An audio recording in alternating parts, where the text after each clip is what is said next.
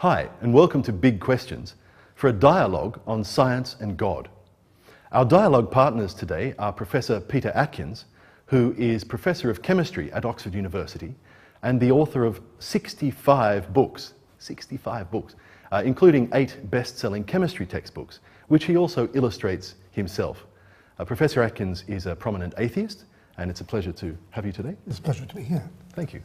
On the other side of the ring is Professor Джон Ленъкс, who is a Professor of Mathematics at Oxford University and also a Fellow in the Philosophy of Science at Green Templeton College here in Oxford. He has written 2 monographs in the OUP series, the Oxford University Press series, and over 70 peer-reviewed journal articles, and recently a book called God's Undertaker, Has Science Buried God?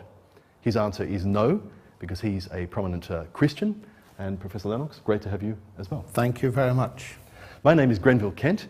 I'm a Christian and a theologian, and therefore I guess I'm clearly on one side of this debate. Now, I'm not sure that an objective interviewer exists, but what I can do is to ask questions to both sides and to just really keep some sense of fairness in the time. And the way this will roll is we'll have a question will be given, we'll have about 3 minutes each to discuss it, and then we'll go to more informal discussion after that for a couple more minutes each.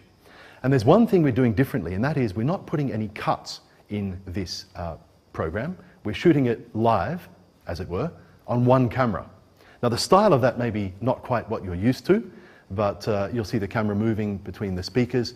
Cuts can, of course, hide edits, which can hide manipulation. And we just want to be completely open-handed and as fair as possible in the way that this all rolls. I hope you enjoy it. Professor Atkins, turning to you first, is there design in the universe or only apparent design? Well, if you're lazy and you just look around you, it looks like a tremendously well-organized and therefore designed environment. But if you think about it, you begin to see that you can explain what appears to be design by, in broad terms, evolution. And we're going to talk a lot about evolution quite clearly. And so if you are intent upon thinking and really want to understand the nature of the world, then you have to look back at the roots of what you see. You look at the vegetation, you look at the whole biosphere. And more deeply than that, I suppose you have to look at the laws of physics, which really govern the biosphere ultimately, and ask whether those have been crafted in some way. And then you have to say, well, what about the universe itself? Is there design behind the whole caboodle, the whole business of the universe?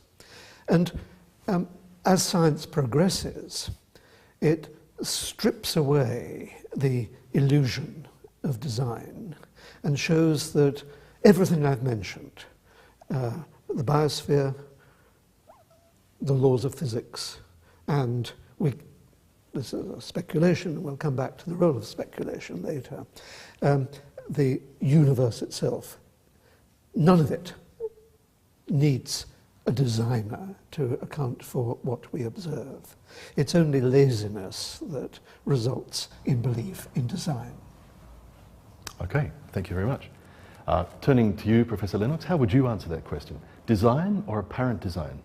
Well, the first thing I would want to say is I don't share Peter's feeling that it's only laziness that perceives design. In fact, some of the brightest scientists that there have been were people who functioned on the basis that there was a designer.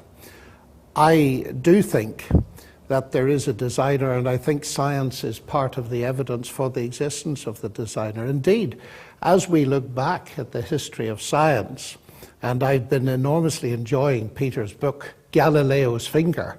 Well, there was Galileo, who was a believer in God, and his belief in God and the idea that God had, so to speak, encoded science in the language of mathematics, far from hindering Galileo, was the thing that inspired him. So as I look back at the history of science, I see that the design hypothesis far from hindering science, was actually what led to its rise as we understand it today. You see, I think underlying this whole business, there's a confusion of thought that it's either design or science. It's either God or science. I don't share that view at all, because that's to confuse categories. God is, I believe, a personal creator. That is, he's an agent who causes the universe to exist. But science explains mechanisms. And the existence of mechanisms certainly doesn't provide an argument, to my mind, for the absence of an agent who designed the mechanisms. So the more science goes on, far from dispelling an illusion of design, it seems to me it increases the evidence for design rather than diminishes it. So it seems to me that the false alternatives that lie behind some thinking here need to be teased out. It's God and science, not God or science. Well, I can take up various points there. One is that the fact that ancient scientists were impelled by belief in God to do science is not evidence for the existence of God. After all, that religion also inspired great art. It's inspired great music. It doesn't mean that simply because people thought there was an entity called God and they believed in things like the Bible and so on, that there was any truth in it. You don't need an inspiration to be true in order for it to be inspiring. And when you also think about the history of science, then Galileo and Newton and Boyle and certainly Michael Faraday, all religious believers, deep believers, all impelled by science, but they didn't have in their grasp the advantages that we now have of modern science. They didn't know enough. They didn't have enough information to dispel, to support the view that you don't need a God. Of course, we also think about the role of God as the architect, as the one who really designed the whole thing so that things can happen. You have to ask yourself whether that is simple speculation or whether there is any evidence whatsoever. And the way that you presented it is that it's simply your belief because it's comfortable to believe that there is a God behind it all. But there is not one jot of evidence that would support that hypothesis. Well, I feel that part of the evidence is that history of science and the way in which science arose. As you say, quite correctly, inspiration doesn't prove a thing is true, but neither does it prove it's false. And the very noticeable idea that believing in a creator God as an architect of the universe and of its laws has been so fertile in producing modern science, I think it's not a knockdown mathematical proof. I think we both agree that in this whole field, you don't get knockdown mathematical proofs, you only get those in mathematics. But it is evidence pointing in the right direction. Or the wrong direction. Or the wrong direction, but it seems to me it points in the right direction. And secondly, your idea that it is my belief that there is a God because it's comfortable to believe. I think the psychology of belief is a dangerous area, because I could equally argue that your belief in atheism, and it is a belief, is simply a comfort as well. It was, I think, one of the famous Polish Nobel Prize winners who pointed out that atheism is the opium of the people because it gives us the comforting notion that there is no God whom we'll one day have to meet. So on psychological grounds, Peter, I think you can argue in both directions. So I want to go to the heart of your question, is there any evidence? And to my mind, the biggest bit of evidence is the fact that we can do science at all. We live in a rationally, mathematically intelligible universe. And nothing in atheism, it seems to me, accounts for that, whereas everything in theism accounts for it. But you see, that's laziness coming in again. And we How will so? constantly come back to this laziness, because you say there's this complicated question, this very deep question. And the deep question in this case is why mathematics works as a description of nature. And you say, I'll just assert that there is a God behind it all. And that seems to me to be a terribly lazy way of approaching an explanation of the world. What I have to do as an atheist, as someone who does not see any evidence for God, is to say, can we get to the root of why mathematics works? And it's a real question, I don't deny that, and it's a wonderful question. And science is not yet able to answer it, but it is working towards it. So millimetre at a time, rather than taking this giant lazy leap to say, we won't understand why there is a mathematical description of the world, it must be a God. That seems to me to be the laziness in extreme. Well, I can't speak for everybody, Peter. I mean, there may well be people that say, well, I can't explain it, therefore God did it. But I don't think I'm doing that at all. What I'm saying is the very doing of science, as science increases, is a pointer to me that the rational intelligibility of the universe has a ratio, has a mind behind it. But that's not a science stopper. That doesn't stop me investigating in every way possible. But you see, it's such a complicated view. I like to take the view that you should start from a simple explanation. It's a Ockhamist view, William of Ockham, saying that, you know, don't add hypotheses. Try to get away with the simplest possible explanation.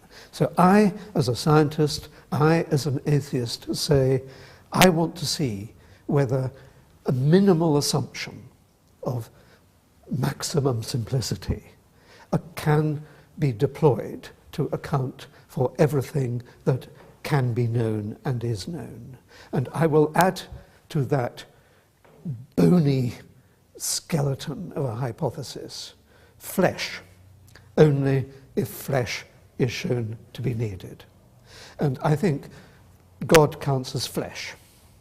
And if science can show that there is nothing that cannot be explained by not invoking, without invoking the hypothesis of God, then that there is no need to impose God on the explanation, except through sentiment and all the other things that drive religious belief, like fear of one's own annihilation, worrying about the origins of morality, worrying about how people would behave if they thought there was no God. All that sort of stuff is jam on my toast.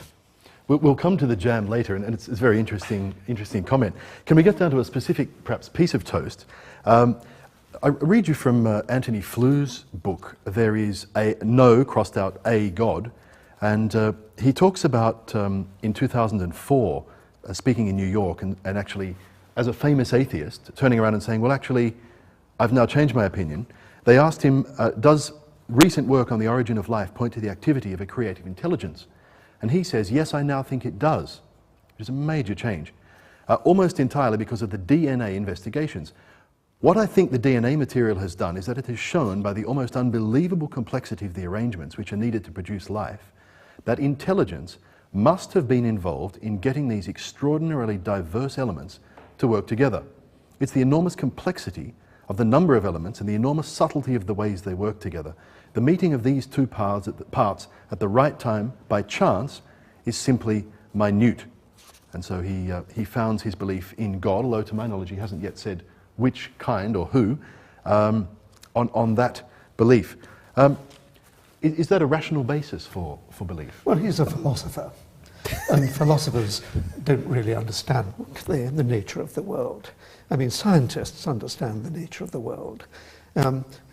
I've alluded on another occasion to the difference between philosophers and scientists, that scientists are optimists. They think that there is going to be an explanation, and they're driven not necessarily by belief in God, but they're driven because of their belief in the likelihood that a rational explanation will be observed. Philosophers, I'm afraid, are pessimists, because they are always putting the brake on knowledge by saying that this is not the sort of question to ask. We can't expect an answer to this kind of question. We're human, we're trapped in our human carapace, and we can't break out of it. And so they are the pessimists. And so, of course, worst of all are theologians, because they add obfuscation. And so philosophers have to come along and strip away theological obfuscation, and then scientists come along to give the real answers, the believable answers, the evidentially based answers to questions, and therefore the reliable answers.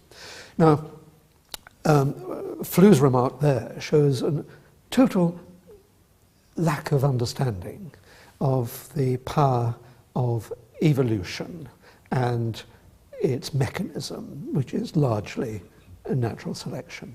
It's an extraordinarily powerful way of permitting, I use that word advisedly maybe, permitting change to take place by random exploration.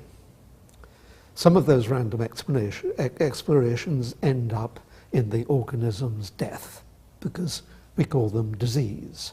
But some of them enable it to survive just a little bit better and go on to replicate themselves. And so we have that story of the gradual accumulation of complexity that evolution enables.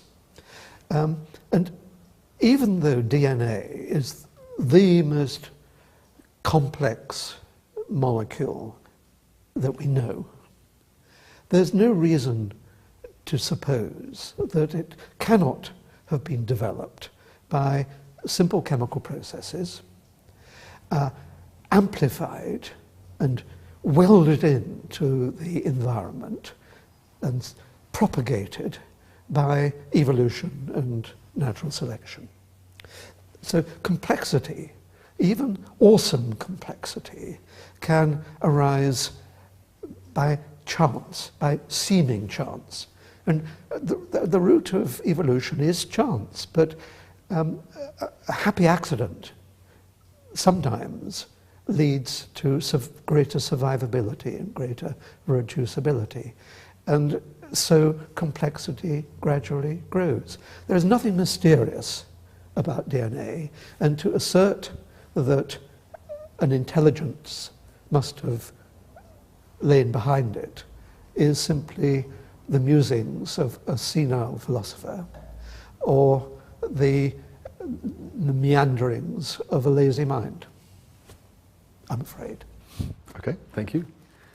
Would you like to respond? I would, I'd love to. I wouldn't be as hard on philosophers and theologians as Peter. Perhaps he's had a bad experience of them, I just don't know. But certainly I don't think that all of them reject evidence-based thinking, certainly not in my experience. And in my contact with Anthony Flew, which was relatively recent, I don't think his thinking is the result of a lazy mind or a senile mind at all. What strikes me about this is... It is the result of someone not understanding molecular biophysics. No, I'm not convinced at all by that, for the following reasons, that DNA is not a product of evolution, because evolution assumes that there exists a mutating replicator. But the origin of that mutating replicator is a completely different thing. And I'm sure, Peter, you're aware that Darwin's theory does not cover that at all. We're talking here about the origin of life itself. And it seemed to me that what you were talking about was what happens when life gets going. But the basic insight is, it seems to me, this, that if I pick up, say, a book here, Galileo's Finger, and I look at it, even if I only see the top part, Peter Atkins, I immediately infer, because of the semiotic nature of what's written here, the linguistic nature of the writing, whatever automatic processes may have been involved in the production of this book, I immediately infer, because of the nature of the complexity of just those dozen or so letters, that there is ultimately a mind behind it. And therefore I do not think it unscientific to make that inference when we look at DNA. This is Paley's watch argument. But Paley's watch argument is not a bad argument, is it? In itself. It's extraordinarily accurate, it seems to me. It's the laziest argument in science. But it's not lazy. Peter, what is wrong with me taking your book and inferring an intelligence behind it? Is that not a rational argument? That's not lazy. Well, I hope in this case it's true. Exactly. Sure. And the interesting thing is this, that's quite simple as you look at it. Yeah. But I have to postulate you, who are much more complex than this, as the author of that. That's the only explanation that makes sense. So that contradicts, it seems to me, or goes against your prior argument that you've got to start with the simplest thing possible and then build up. It seems to me there are certain things in science that science has revealed, by the way, that indicate, point towards a mind. You see, if I have the choice between a mind as the ultimate origin of DNA, whatever mechanisms come in between, and randomness, as you say, chance, it seems to me there's no contest. The more scientific thing is that a mind lies behind it, not pure chance. No, it's not the more scientific thing. Because you're implicitly imposing purpose on the emergence of an entity. No, I'm saying it indicates purpose in the way in which it emerges. Well, it's pointing that direction. But there is lying behind your remarks a view that somehow or other purpose comes into the game. That's right, as it does when I see the cover of your book. Yes. Would that not be unreasonable? Absolutely, but there are differences between a book which is clearly the creation of a human brain and the even more complicated DNA. Oh yes, and a rock certainly, but the difference between a rock and DNA lies in the nature of the complexity of the two. They're both complex. But there is no purpose behind the emergence of DNA. But that's your belief. Yeah, but that's your faith. It is a more fundamental belief. And if I can account for the emergence of DNA can you? Let me finish the remark. If I could account for the emergence of DNA without requiring there to be a purposeful intention behind it, then that to me indicates that purpose is not necessary. Now, in this instance, a strip of DNA, I mean, our DNA is several meters long and of great complexity. So as you describe very well in your book, by the way. Even the DNA of a cockroach is very, very complicated. So let's not talk about ourselves, let's talk about cockroaches and things. Or just DNA. Or DNA.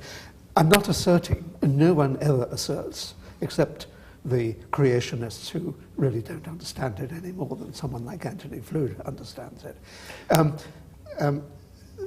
No one asserts in their right mind that a strip of DNA suddenly occurred out of nothing. What emerged was initially a fairly complicated molecule, somehow or other, and we'll come back to that if you want to, which in due course led to the emergence of little strips of molecular material, which, as life became established and evolution took over, gradually accumulated complexity. And it ended up with 4 meters of complexity, you and I. But initially, life was not based on DNA, almost certainly, and no one quite knows how the initial replicating entity, molecule, emerged. I have to admit that. But I also have to ask you to accept that scientists have not run out of ideas about how that initial replicating entity emerged. Lots and lots of ideas around. There's lots of candidate molecules. There's lots of candidate procedures. And although you might say that science is sort of hedging its bets by saying, wait for the future and then we'll come up with the right answer, science will come up with its answer on this side of the grave, whereas religion, on the whole, preserves its answers for the other side. Well, there are several big issues there, Peter. First of all, I think that you're quite right. Science is not hard up for ideas. But the developments over the last 50 years since the discovery, or more than 50 years now, since the discovery of the double helix in DNA, I would have thought indicate more and more that postulating, as well as various mechanisms, molecular mechanisms and so on, postulating a mind is much more rational today than it was in the days before we knew anything about DNA. Laziness again. No, not at all, because it's not an either or. You see, you seem to imply that my view stops science. Absolutely. Not at all. See, that's the antithesis. It doesn't. The antithesis is that a religious explanation is in terms of an unknowable complexity. That is the mind of God, if you like. Whereas a scientific explanation is in terms of a knowable simplicity. But you're presenting them as alternatives. Clearly they are. But they're not alternatives. An unknowable complexity is clearly an alternative to a knowable simplicity. But half a minute. The unknowable, and of course that's your assumption. I believe God can be known, so I don't grant that premise for a start. But the unknown complexity that is God is an agent. When Newton discovered gravity, he didn't say, marvelous, I now know how it works, therefore I don't need God. In fact, he praised God to such an extent he wrote the most brilliant book, and I think we both agree, the Principia Mathematica is the most brilliant book that's ever appeared in science. The word God doesn't appear in it. No, but it does in the sense that on the dedication, he suggested that he hoped that this book would persuade the thinking man to believe in a deity. His science was not pitted against his belief in God. And I would love somehow to try to convey that to you, because I'm very much for science. I am a mathematician after all, and rejoice in science. That doesn't and so give on. me confidence. Well, I notice your praise of mathematicians in your book here, and Galileo wasn't a bad one either, and Newton and so on. But the bottom line, it seems to me, is that an explanation must actually explain what's going on. Now, listening to you, I've heard what sounds to me in a way like a kind of fairy story. You have DNA exists, you've got to explain it. Now, your basic faith assumption is that it's got to be explicable irreducibly in terms of natural processes, full stop. Well, that's fine. Go right ahead. What I'm saying is this, that as well as natural processes, it seems to me that there are certain things in life that point beyond to the existence of a mind. That's just wishful thinking. Not at all. But you might be saying it's just wishful thinking, that you will in the end explain everything in terms of purely natural. That's wishful thinking. Yeah, but it's a challenge to science to show that it can account for everything without invoking an external agent, which we can call God for brevity. And I think it's a great challenge, and I think science is showing that it's capable of it. There's at no point... That is if it's true, but what if it's false? At no point has science ever made progress by asserting that a God is necessary. See, that's not true, surely, Peter. The whole rise of modern science, with Newton and Galileo, we both agree. They asserted that God existed, and that set Galileo. I mean, one of the things that really struck me about your book... That simply stimulated them to... Well, isn't that a very positive thing? It didn't stop their science, it stimulated it. Yeah, but I can believe in the tooth fairy. Oh, but half a minute, the tooth fairy has stimulated no science. Belief in a creator God has... Well, I might have been... All right, I will speak for myself. Yes, when I was a child, I might have thought, well, you know, the tooth fairy can do something or other, do magic. I'm going to see if I can do magic. That led me into being a scientist. I think God is just an institutionalized... Are you saying that's what happened to you? I'm pretending that. Oh, right, okay. So God is just, if you like, an institutionalized tooth fairy, no more than that. But that's actually nonsense. That's a delusion, it seems to me. God is far from an institutionalized tooth fairy, because there is evidence for the existence of God. There isn't. There is not one jot of evidence. The only evidence there is failure to come to terms with the prospect of one's own annihilation, fear. What else? The fact that there is a universe, which certainly suggests that there might be a mind behind it, which I, of course, dispute. Nothing Wait a else. minute. There is a universe that suggests there might be a mind behind it. Yeah. You accept that? Well, no, that's one absolutely. pointer then in the right direction. Yeah, true. But I would say that to accept that there is a mind is throwing in the scientific towel. It's kind of intellectual laziness and so on. But that is but not true historically or currently. There's no other evidence for the existence of God.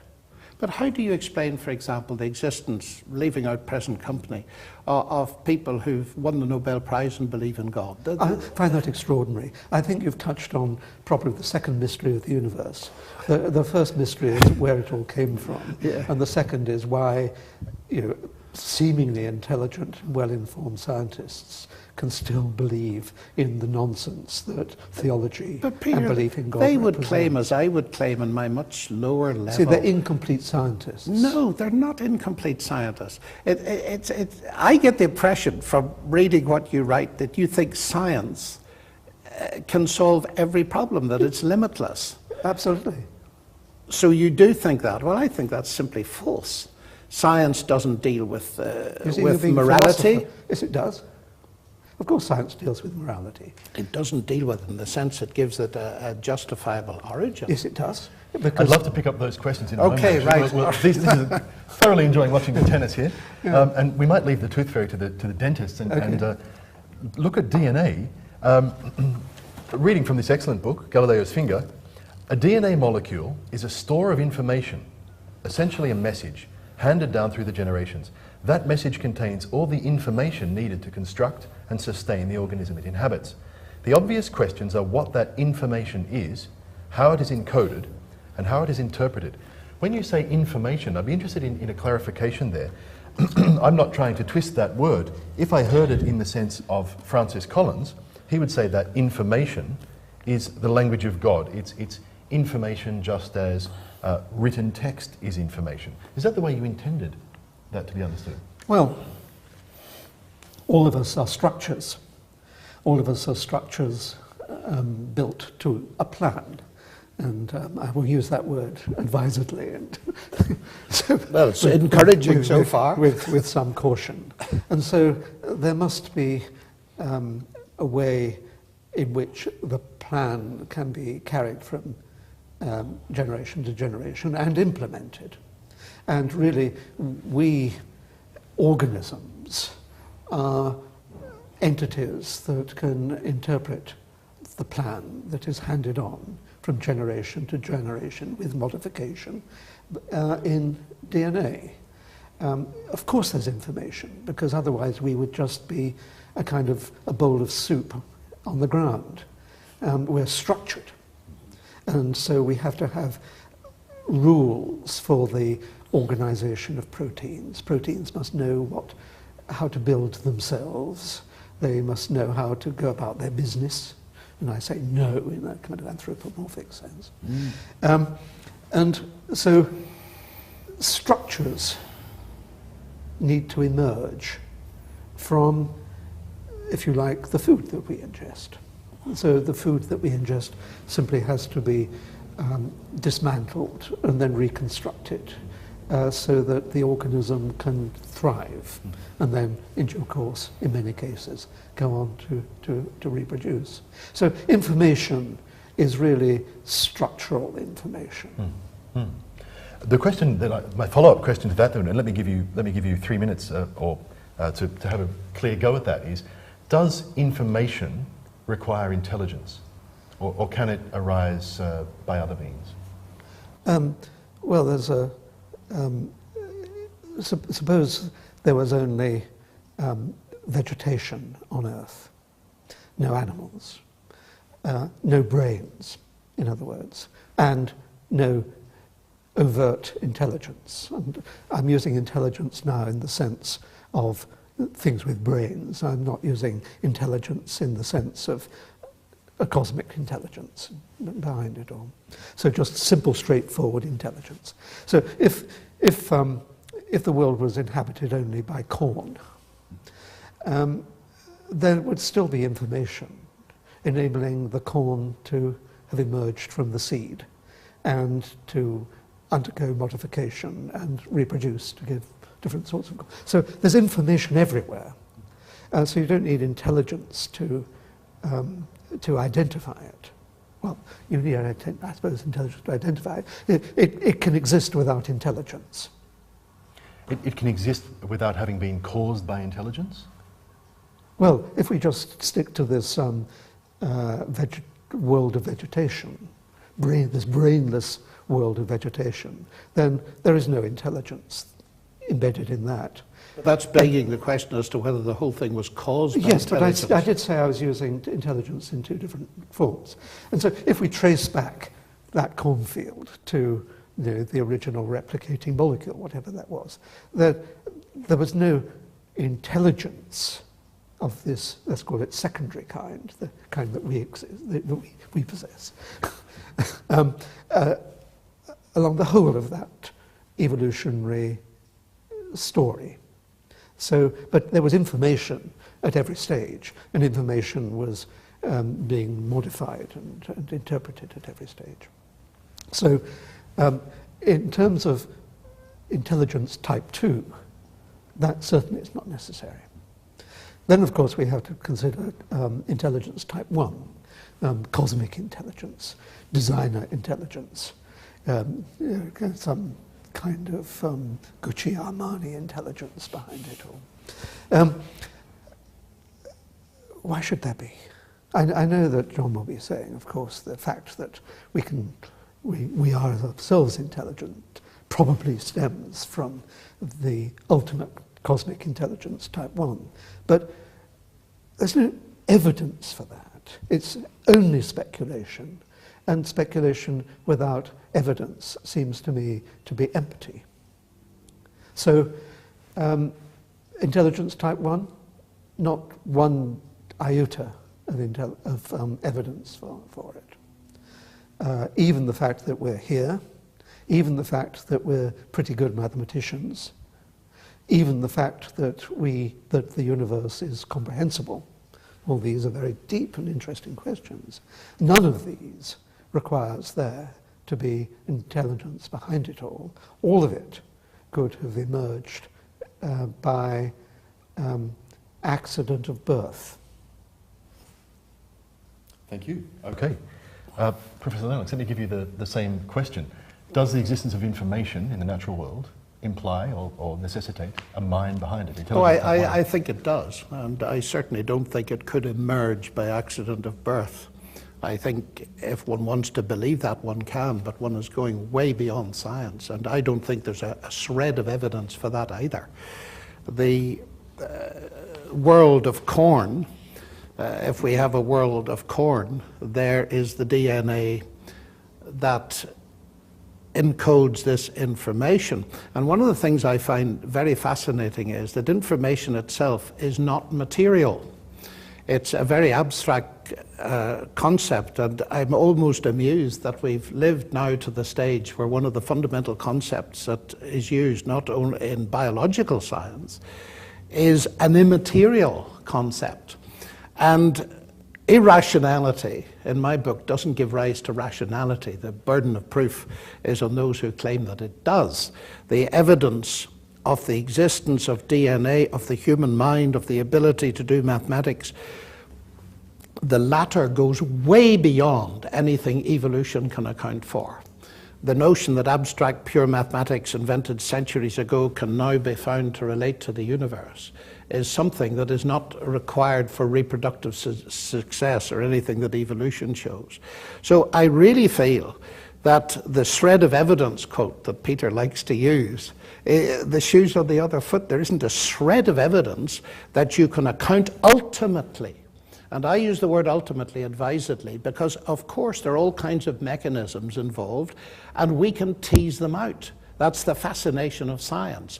But the whole endeavor seems to me to have a big pointer, and it points towards an ultimate intelligence. And part of the fun of science is thinking God's thoughts after him. It's not a science stopper, it's a science encourager. Well, I mean, I disagree with so much of that I've almost forgotten what points I wanted to attack. I think I will come clean. I think the deepest question of existence is where it all came from. Why is there something rather than nothing? In a word. Yes. How from absolutely nothing, not just empty space-time. Yes, absolutely nothing, yeah. The world seemed to be present, okay?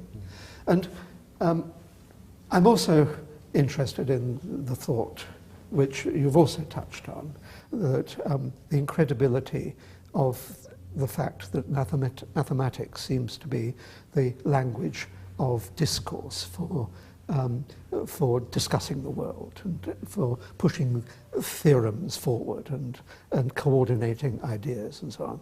And I think that I would certainly speculate, and in one of these books I did speculate, that the reason why the mathematics can be used to account for everything in the world is that in some sense the world is just mathematics. And this is certainly not the place, and we didn't have the time to unwrap that thought. But I think deep down the world is a kind of mathematical structure. And when you start thinking that way, you can begin to see how what seems to be reality can emerge from absolutely nothing, because it is, for example, possible in mathematics to construct the integers. And once you've got the integers, you can do mathematics by forcing them to do things that they weren't intended to do.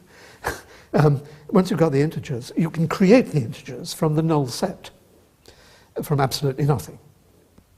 So, in a sense, there's a deep analogy there of the emergence of mathematics from the null set, from absolutely nothing.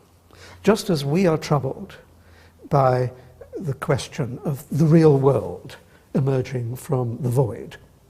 And although I'm now speculating far beyond the domain of current science, it may give a hint that science will be able to account for the emergence of the world from absolutely nothing. And it's also conceivable that in a sense, just as mathematics can tumble out of nothing without intervention, so the reality of the world can also tumble out of the void without intervention. To conclude that remark by, I've now remembered what I wanted to say, although it's sort of a kind of a fleeting thing that is hard for me still to grasp, and it's escaped me entirely again. So go on talking among yourselves while I... Well, let me come back at this. Question, yeah. Yes, let me come back at this. You see, what I find intriguing about Peter's answer is mathematics doesn't come tumbling out of absolutely nothing. The concept of the null set is not absolutely nothing. And it takes a creative mind to develop the mathematics out of what he calls absolutely nothing. So the analogy would be that the universe can, by a creative mind, be created out of absolutely nothing. That's point number one. Point number two is the universe reflects mathematical structures, but I think we want to realize that mathematics doesn't cause anything. Newton's laws describe what will happen. They don't cause motion. And it seems to me that's a profound mistake that I see in a number of books, as if mathematics could create the universe. I mean, 2 + 2 = 4, but that never put £4 in my pocket. It doesn't create anything. And I would go back to the fact that I agree with Peter. On the basis of a naturalistic science, it is a vast mystery of how we have this universe. And I would go further than that, and I say that the only answer to it that makes sense to me is... No, just a minute, I'm not finished yet. We can explore the mechanisms as much as we like, but our explorations and the very way we do them is, as a totality, pointing towards a mind behind them. And that didn't hinder science in the 17th century, and it needn't hinder science now. I think the point is this, that again, it's a fundamental confusion that lies at the heart of our discussion. It's a confusion between God as agent and creator and the mechanisms that science started out. One of the fascinating things I think about the Bible, and I haven't mentioned it before, Peter says there's not a shred of evidence for God. I would want, of course, to bring much more than science into the picture as evidence for God.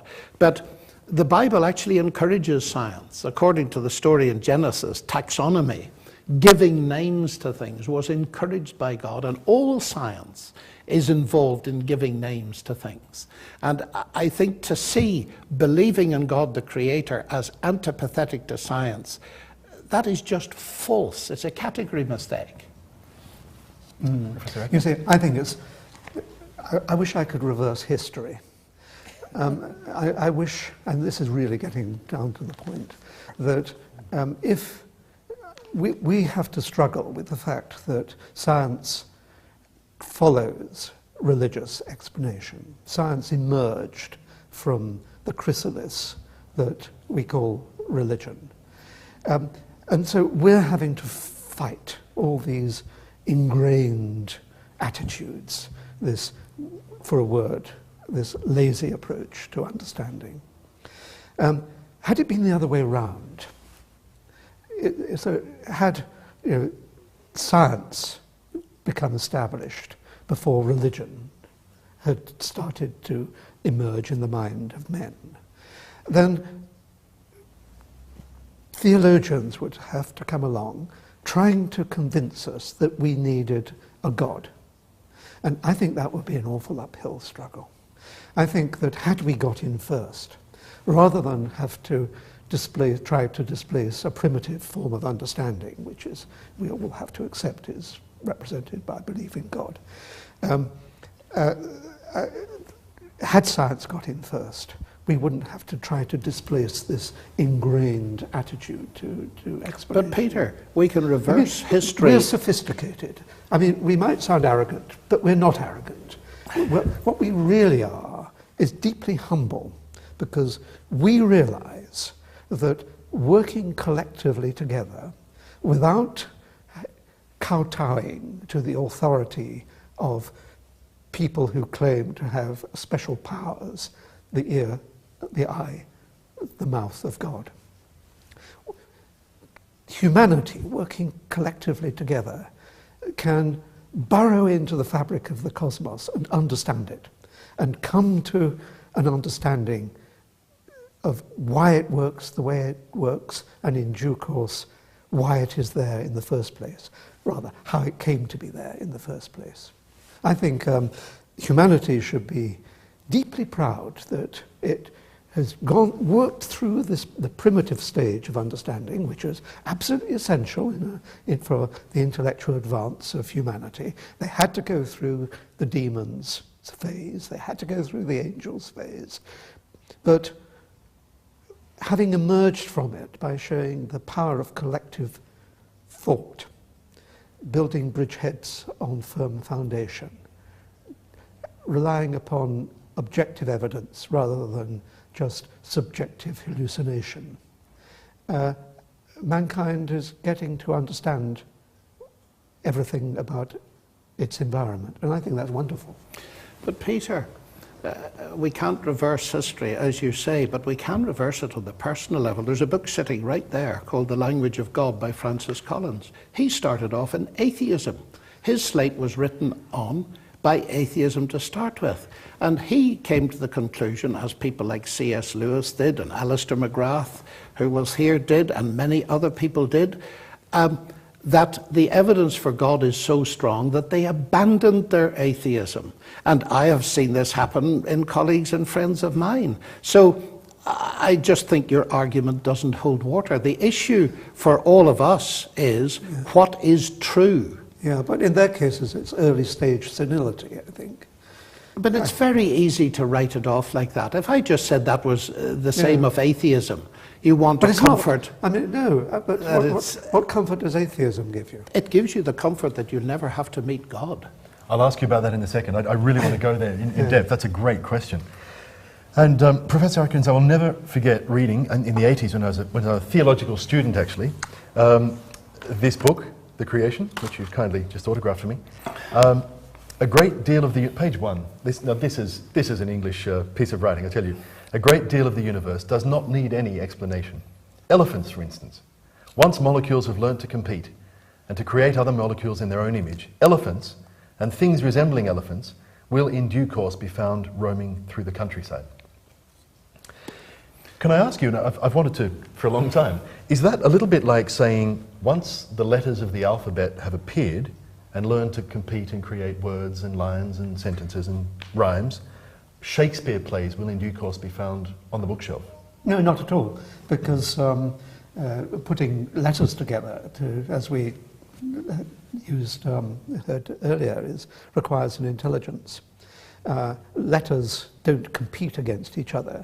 Words don't compete against each other for survival. So there isn't the same sort of evolutionary pressure on literature as there is in the organic world. So that sort of analogy is completely false. Literature is the product of the human brain, and it's a great delight that the human brain is such a versatile instrument, really, that it can do literature, it can do felony, it can do mathematics, and it can do theology, and it can do science. It's an extraordinarily versatile instrument, largely through the complexity that has emerged through natural selection, really. All-powerful natural selection. Don't underestimate the extraordinary power of natural selection in drawing out tiny advantages. Is there a way in which, though, the spelling in DNA is analogous to that of words and of letters? You can draw that analogy if you like, and clearly it's a 4-letter alphabet. But in a sense, you could say that it forms some kind of sentence in a kind of very notional an analogy sense. I don't think it gets you very far. I think the whole point about DNA is that it's a chemical guide through RNA to the emergence of proteins, which are really the worker molecules of an organism. And so you can begin to draw analogies. You can begin to wonder why the alphabet is just 4 letters. And people have speculated about that. And 4 letters does seem to turn out to be a very economical and structured choice. I was going to say, I hesitated to say choice there because I knew that someone would jump on me. But we have to use anthropomorphic language, and otherwise what we're saying just gets too long-winded.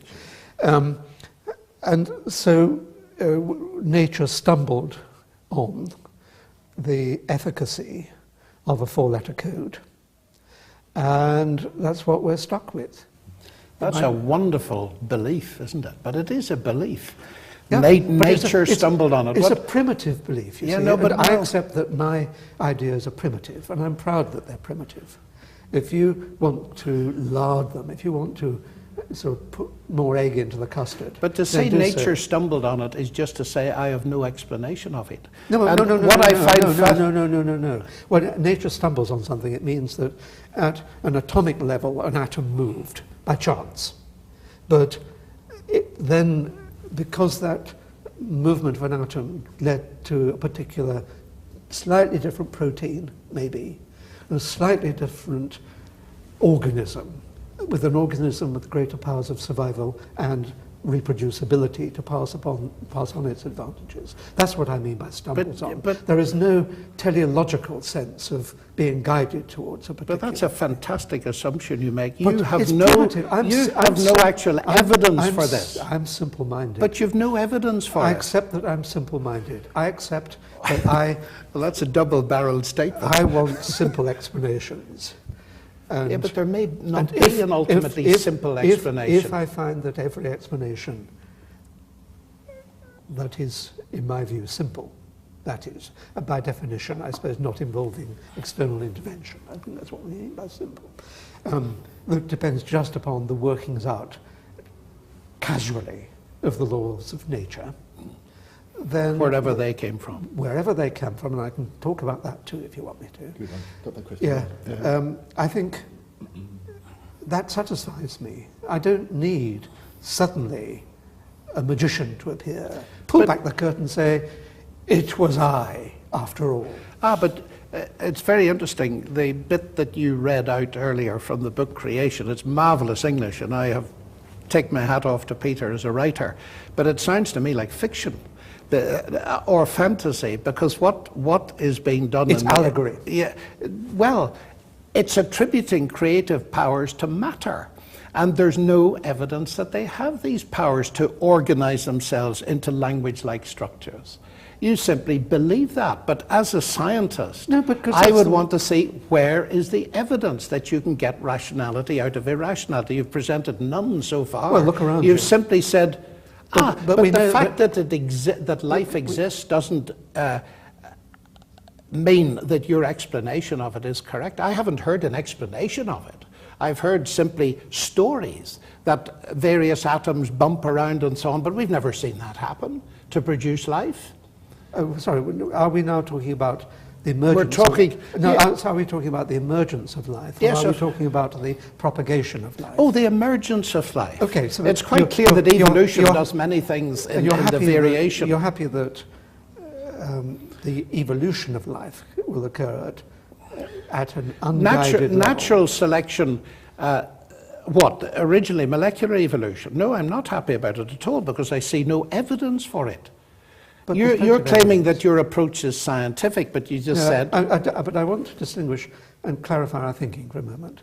I want to say, okay, shall we talk about the origin of life, or shall we talk about the evolution of life? Oh, the origin of life. So that's where the big question is. But let me just be clear in my own mind. You are satisfied that the evolution of life is accounted for by, largely, natural selection, and takes place at a molecular level according to the laws of chemistry and physics. I am happy that what Darwin observed occurred, that is, that even natural selection and mutation do something.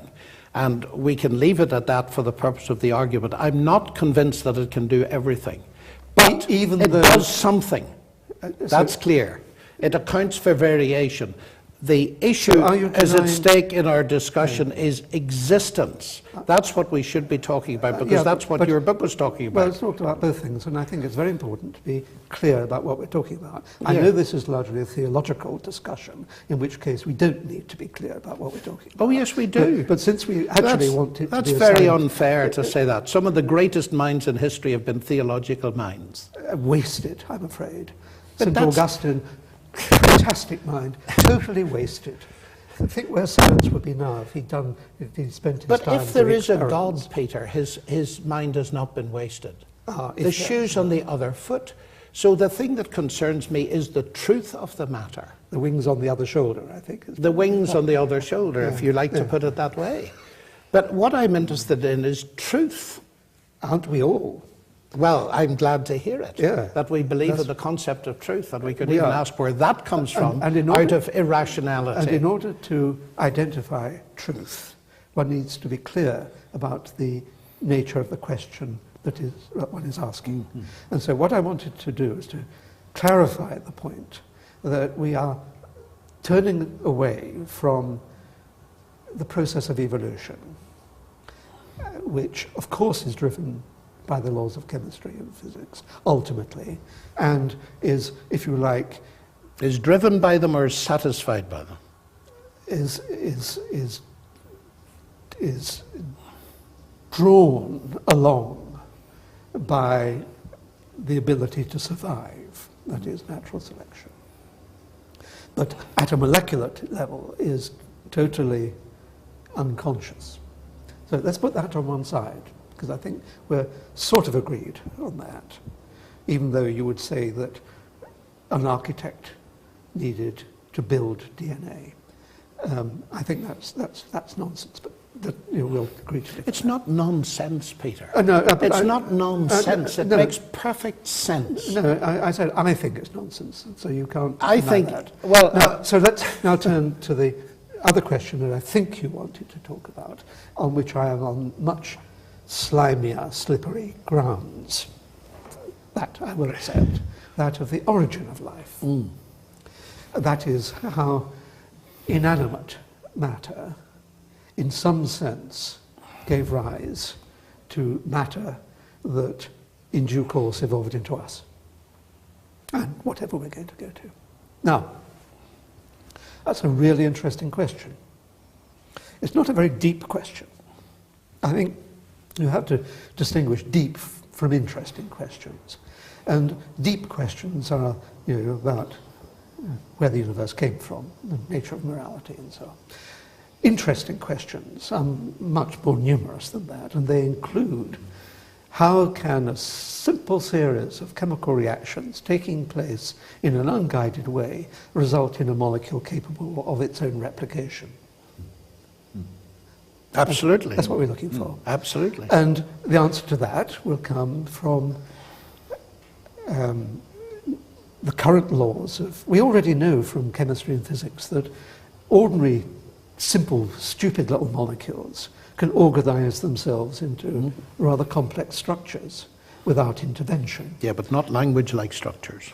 And I see no reason why simple molecules like nucleic acids and so on, proteins, RNA, the primitive precursors of those, like the amino acids and so on, all those can come into existence by straightforward chemical activity, unguided. Now, it is certainly the case, and perhaps catalyzed by the presence of particular types of clay in the environment and so on. Scientists are not short of ideas and are doing experiments on the emergence of self-replicating molecules. We're not going to rush in and say, oh, this question is too big for for a human mind to understand. It must be God who flipped us from the inorganic into the organic.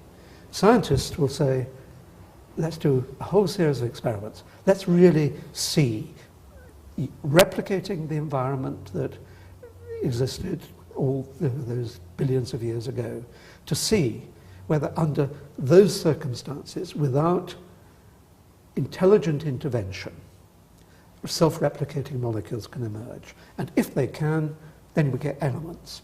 And then if we get elements, if they can, we get elephants, just as you read out a moment ago. Do you think it's an illegitimate thing from a scientific perspective, Peter, to see whether scientifically one can establish whether intelligence needs to be involved in the origin of life? Well, I think scientific method is Occam, again, to see whether you can account for everything that is reliably known without elaborating the hypothesis. And So let's just take the laws of nature. If you want to talk about those, we will. Let's just take the laws of nature as available, and seeing that letting them run free in the environment that we can speculate existed. We've got evidence for the type of environment that existed billions of years ago. Seeing whether that sort of process leads to life. And if it does, that seems to me to abnegate the need for the imposition of intelligence. And if it doesn't? Then if we go on trying, we may have to try for 100 years. And if we, in the end, come to the conclusion that that an external intelligence must have done it, then we will have to accept that. Would you be prepared to accept that? No, because I think that... I thought you said we'd have to. Yeah, but I'm going to... So your atheism doesn't depend on your science then? Oh, it does. But it also, I think it would show, if we had to impose intelligence at some point, it would show that we run up against a wall of having insufficient intelligence to... But why should it, Peter? What would be the difference in me lifting up your book and saying that implies that whatever physical processes are behind this book, there's an intelligence behind it? Because it's lazy. And it's a false analogy. It's a false analogy. It's not lazy. Well, it is. How is it a false analogy? Well, it's both lazy and a false analogy. It's the only explanation that makes sense of this book. Of a book, I agree. Yes, it's not lazy. No, but you're talking about a book. And then I'm thinking of DNA. Yeah, that's well, the false where's analogy. The falsity of the analogy? That's the false analogy. analogy. DNA is a longer word than Peter Atkins. Yeah, but I didn't put a lot of words into a bucket, stir them round, and hope that they'd Exactly. fall. And so, exactly. But I did, in times past, put a lot of amino acids, a lot of phosphates, a lot of nitrogen compounds and so on, and stir them all around. And because of the power of natural selection, there emerged DNA. But natural selection doesn't work until you've got the replicating thing. Yeah, but it needed to be DNA initially. I would say RNA, there's the RNA world that preceded DNA, and RNA is a very much simpler molecule. So we're working back. See, scientists, well, theologians rush in where scientists hesitate to tread. And I haven't noticed any hesitation of the scientists rushing in. You rush in with an explanation, which is that there's a God who did it. I say. But I'm not saying that's an exhaustive explanation. Nor am I saying it's a scientific explanation. What I'm saying is the whole study, the mathematics, what we've discovered points towards a mind. Let's get on with elaborating, elucidating the mechanisms. My belief in God doesn't stop that going on at all. You're claiming that it ought to or it should. It makes it more fascinating, not less fascinating. Well, what can I say? You want to say something? No, I was just going to move us on to the rush on to the That's next what I topic thought. as a theologian. Yeah. And it would be this: the mathematics or the probability of that first occurrence of life through chemical self-organization. You can't calculate mathematical probabilities in that way for it. I mean, you get a load of pretend calculations.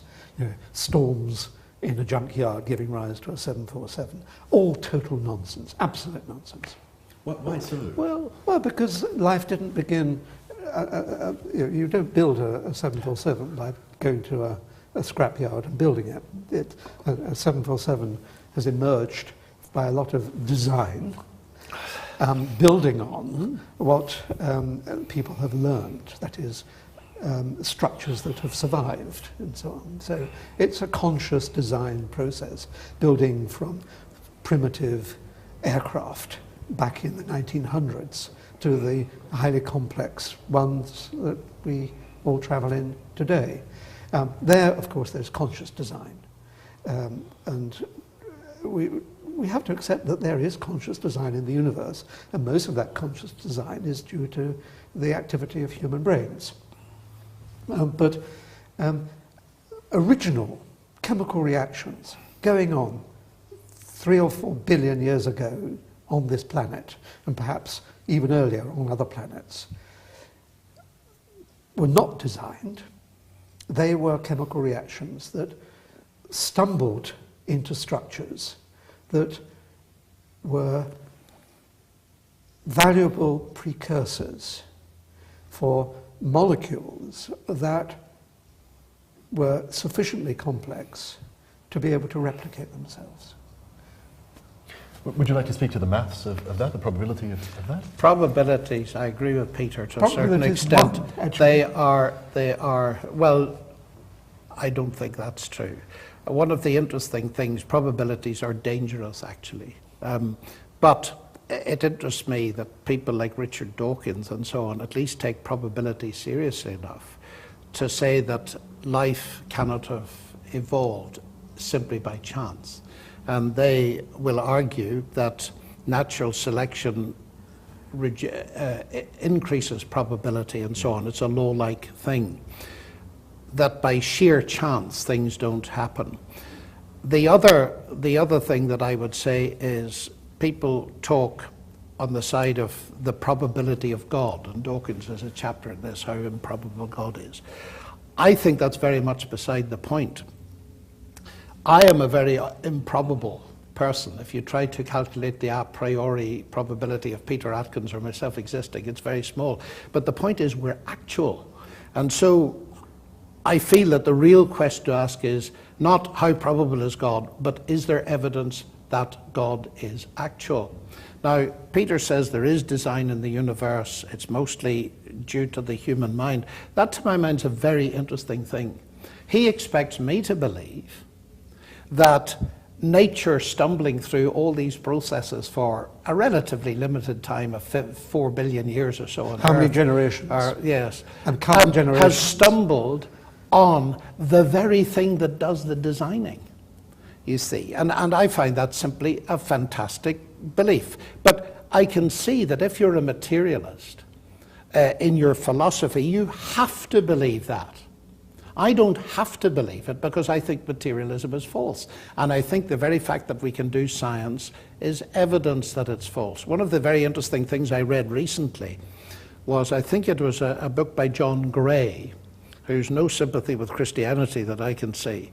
But he points out that the very concept of truth, that you cannot get that from evolutionary processes because evolution serves reproductive success, not truth. But here are Peter and myself, scientists, if you'll allow me to be one for a moment as a mathematician. We believe in truth.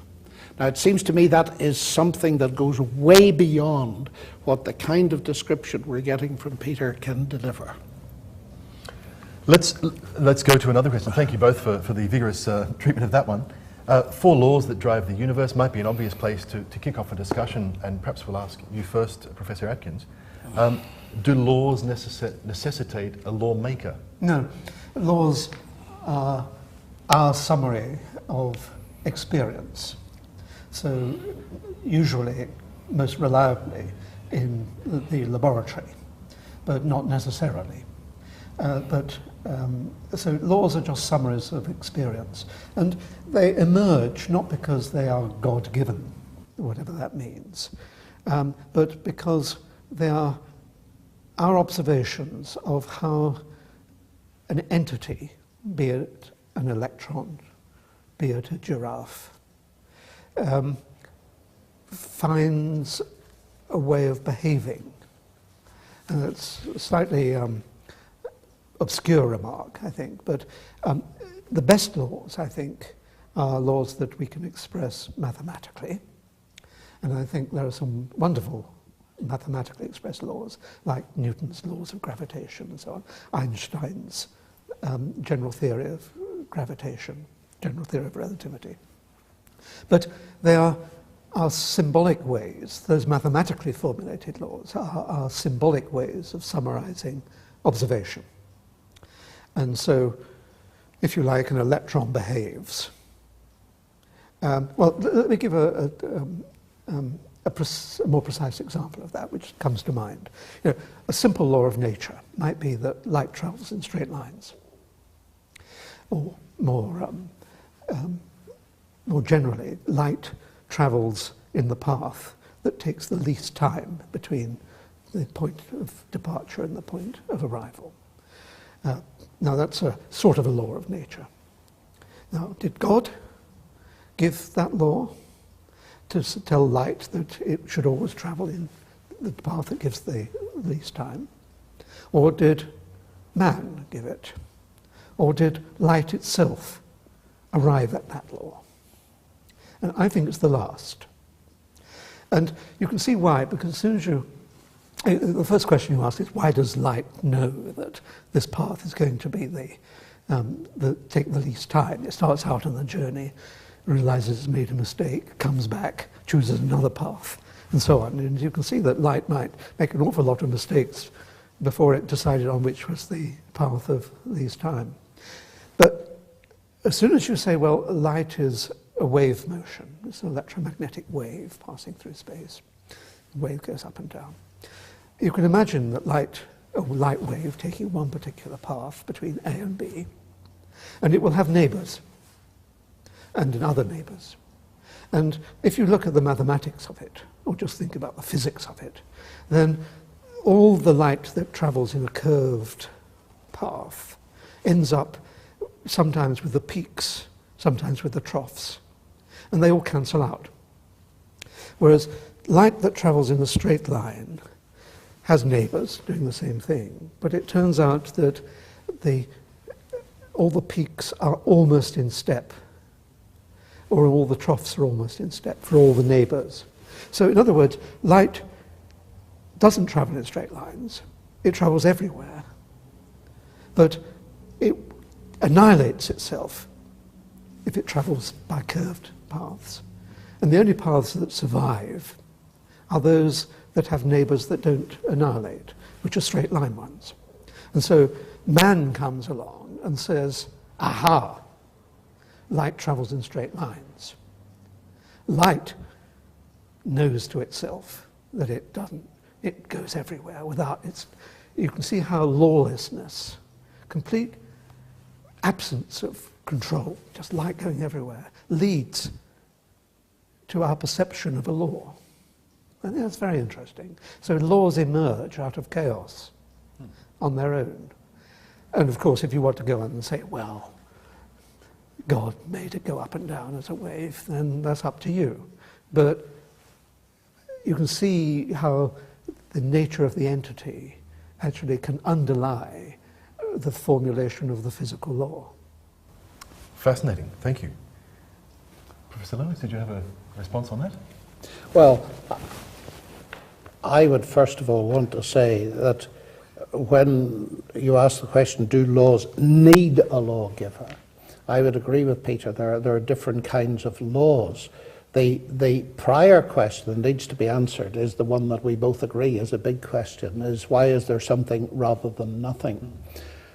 I do feel, however, and it's not a proof in the mathematical sense, but nothing in science is, that the elegant descriptions, the compressions that are the mathematical laws certainly are completely consistent with the idea that there is a creator who not only created but upholds the universe and has built into it regularities which we recognize and we codify and we encapsulate.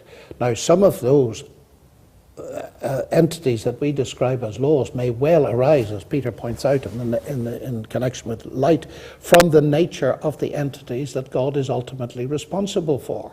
So the level, in that sense, of God's responsibility would be a question here. I think this is quite a complex question.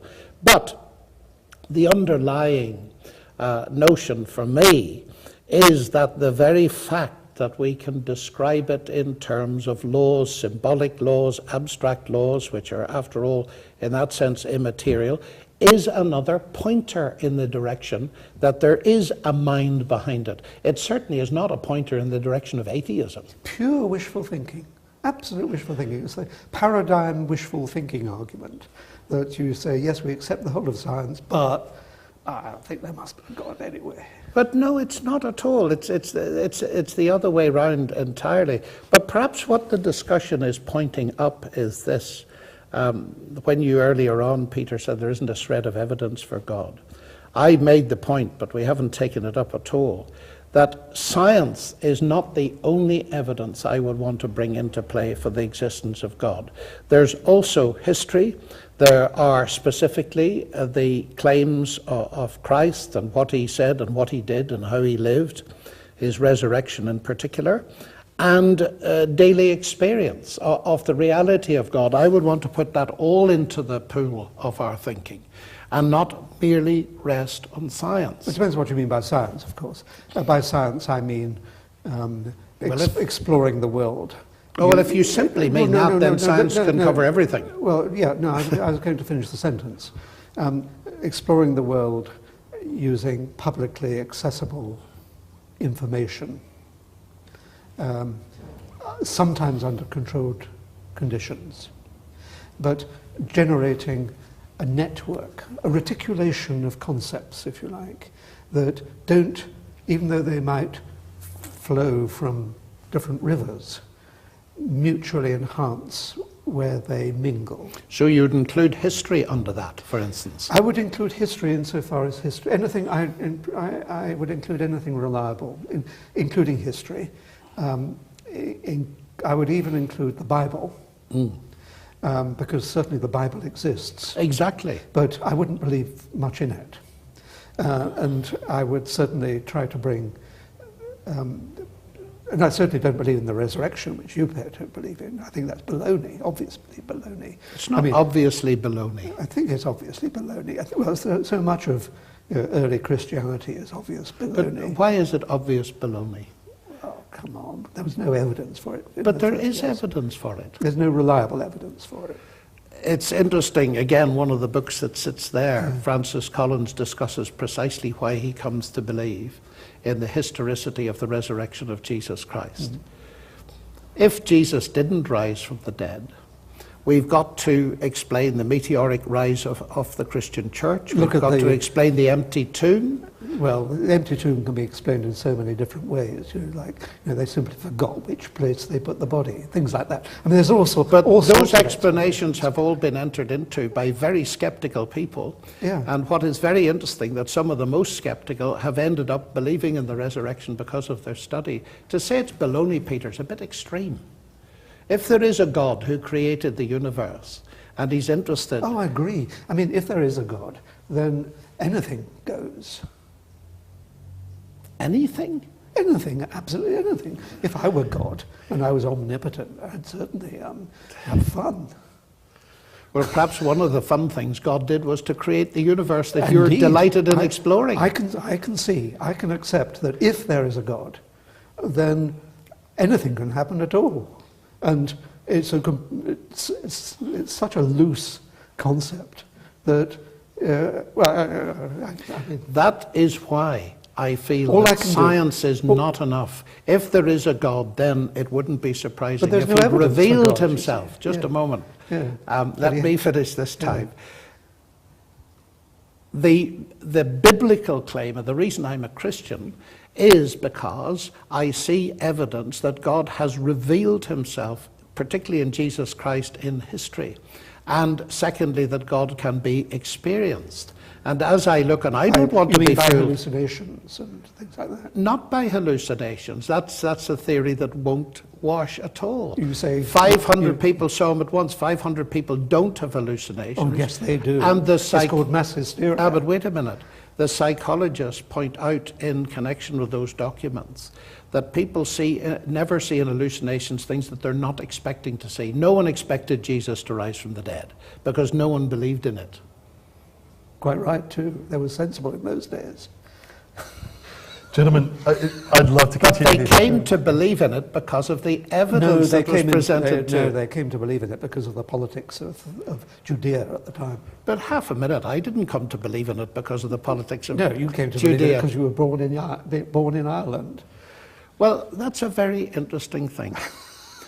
That I was born in Ireland, Peter, and my parents were Christians, but the biggest thing they ever gave me... They get you young, you see, no, you can't shake it off. Just a moment, they allowed me to think. And my parents, contrary to many parents in Northern Ireland, were the people that gave me atheist books to read as a teenager so that I could come to my own mature decision. Yeah.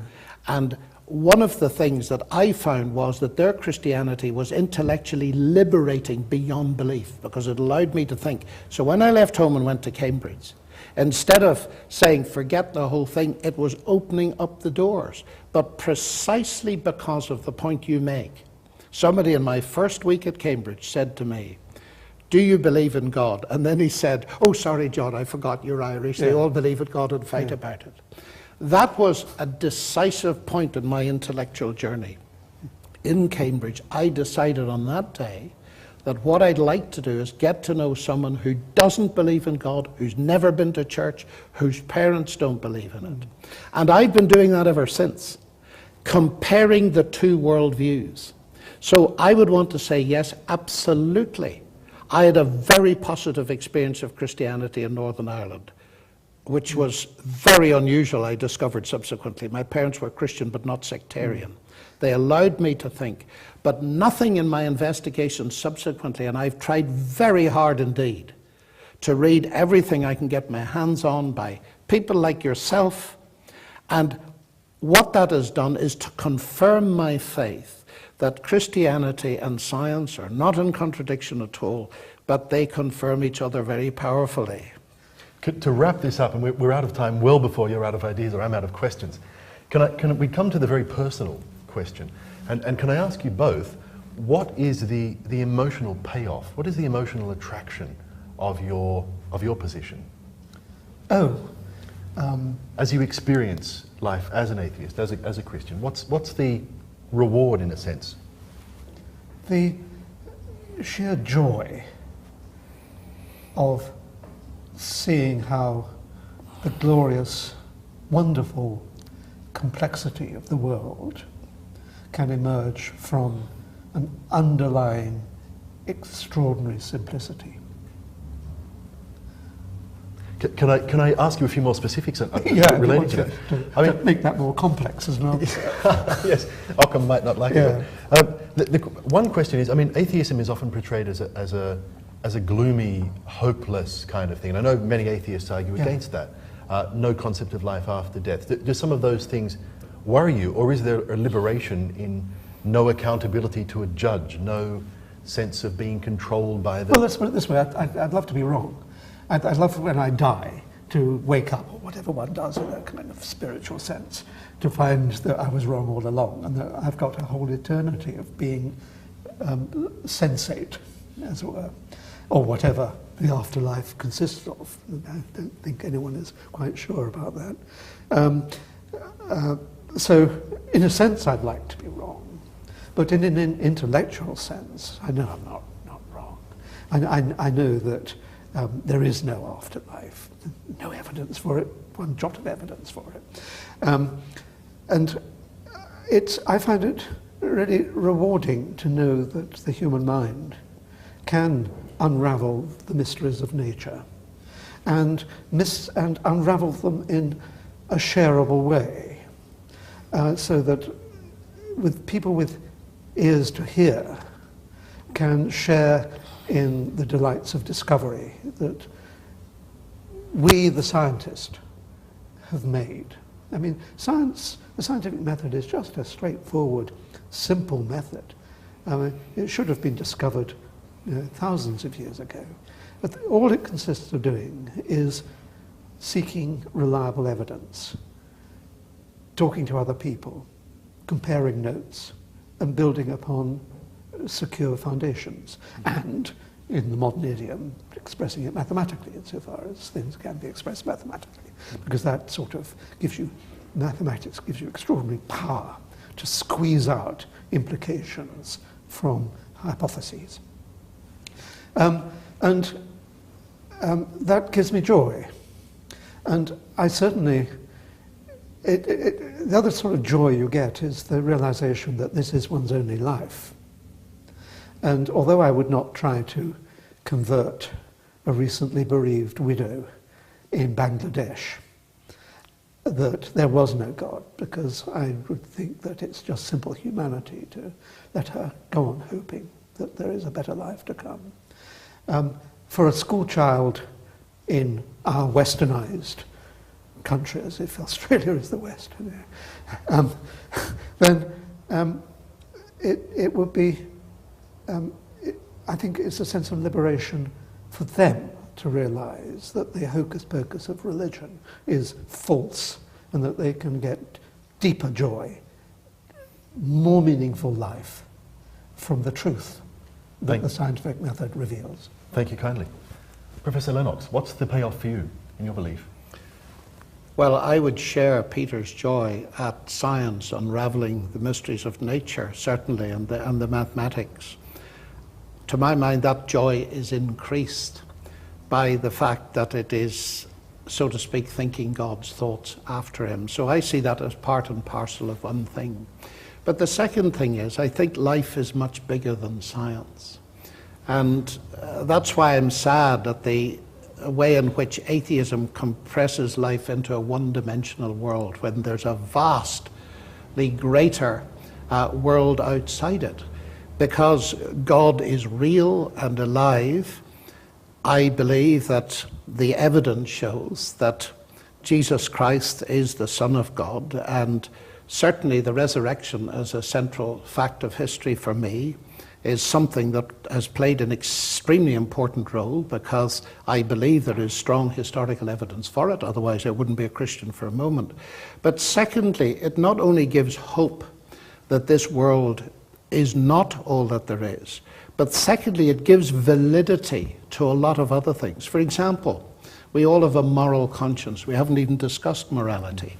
I find it impossible to give any explanation of why there are moral absolutes without God. But far more importantly, even than that, is that I do not believe our moral conscience is an illusion.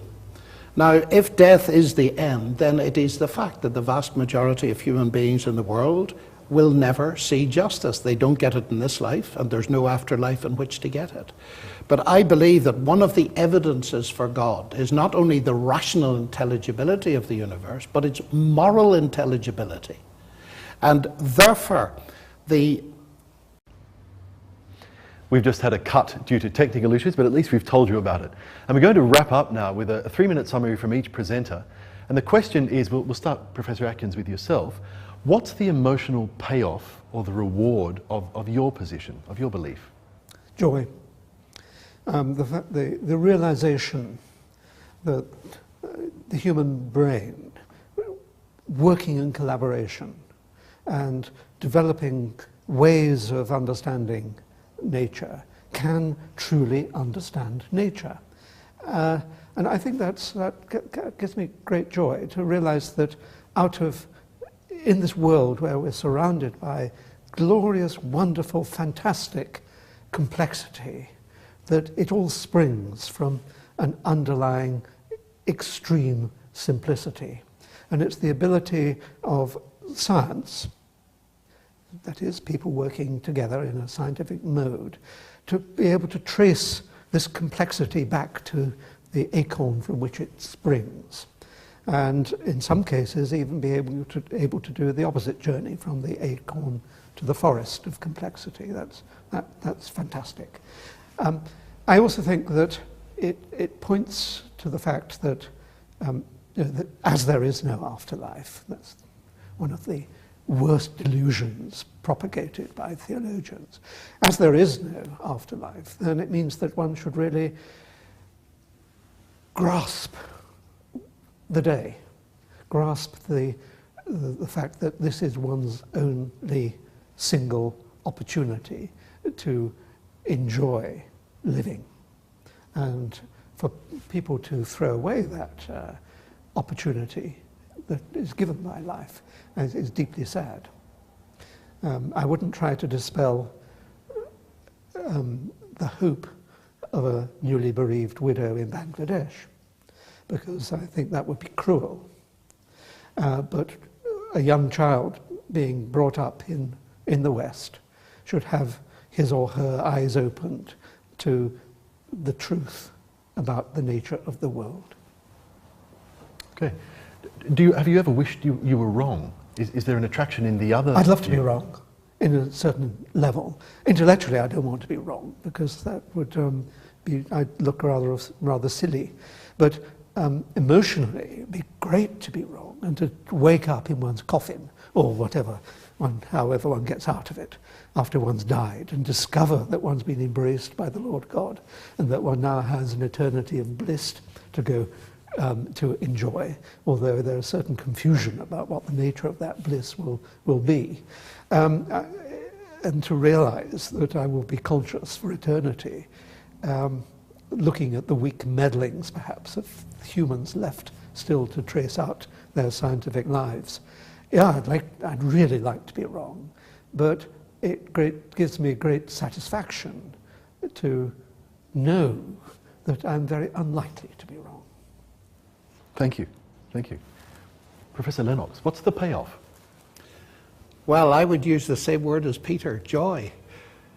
But that joy has got several aspects to it. There's first of all the joy of doing my work, of doing science, if you like, mathematics, and enjoying the unraveling of understanding the universe. In fact, I've got a telescope in my garden. I love looking at the stars and the sun and so on. But there's also the joy of knowing that one is investigating a created universe, and one is, in some sense, understanding the genius of the God who invented it and created it like that. But there's an even bigger joy to me, and that is the fact that God is not a theory but a person, and we are persons, we are made in his image, and therefore we can get to know him. And the biggest thing in my life is the fact that I know God through Jesus Christ, that he has revealed God, being God incarnate, and has given evidence of his claim to be God incarnate in rising from the dead as a matter of history. And that enlarges my horizons enormously, because of course it means that death is not the end. It also means that my moral conscience is not ultimately a delusion, because if death is the end, it seems to me that there is no ultimate justice for the vast majority of people in the world. It's a very good thing to work for justice in this world, but the fact that ultimately humanity will be judged by God, who became human in Jesus Christ and who has died and risen again in order to do something about the vast rift that is between humanity and God, tells me that my conscience is very real and that justice will be done. And it's that relationship, I suppose, the payoff, if you put it this way, is that I can enjoy my work, my family, my relationships, and there's a sense in which this is only the beginning, the initial stage. So I have real hope, because it is founded on evidence. I believe in evidence-based Christianity just as much as I believe in evidence-based science. Thank you both very much for putting your ideas with such clarity and such passion. I've thoroughly enjoyed the discussion. I hope you have as well. And I hope our viewers have also benefited. Ultimately, you will decide on the basis of what you hear, and we wish you well in that quest. Thanks very much for joining us. Thank you. Thank you. Thanks very much. Appreciate it.